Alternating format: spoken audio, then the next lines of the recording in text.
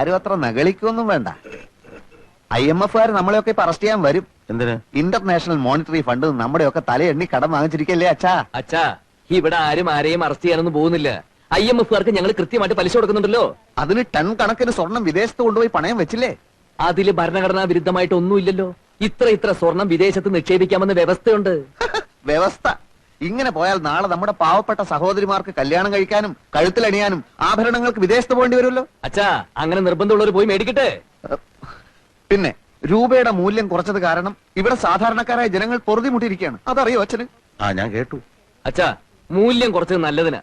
അതിനനുസരിച്ച് ഇവിടെ ഡോളർ കുന്നുകൂടും, വ്യവസായശാലകൾ ഉയരും. 5 വർഷം കൊണ്ട് നമ്മുടെ രാജ്യം ഒരു ഹരിത സ്വർഗ ഭൂമിയാവും. 6 മാസം കൊണ്ട് ഈ ഗവൺമെന്റ് മൂക്കും കുത്തി താഴെ വീഴും.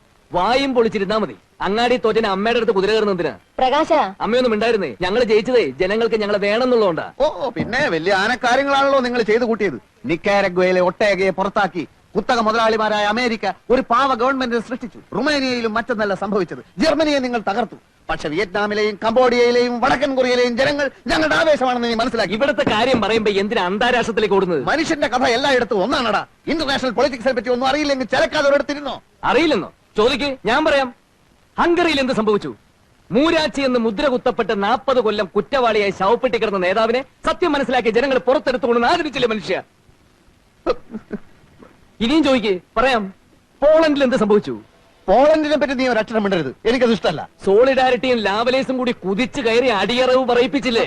പോളണ്ടിനെ പറ്റി ഇനി നീ മിണ്ടിപ്പോയി ഞാൻ സഹിക്കില്ല. പോളണ്ട് എന്താ ഇയാളുടെ തറവാട് സ്വത്തോ? പോളണ്ട് എന്ന് ഉച്ചരിച്ചാലുണ്ടല്ലോ. ഉച്ചരിച്ചെന്തി? ഉച്ചരിച്ച് നോക്കാം. അച്ഛാ, നീ പോ. പോളണ്ട് ഊണ് കഴിക്ക.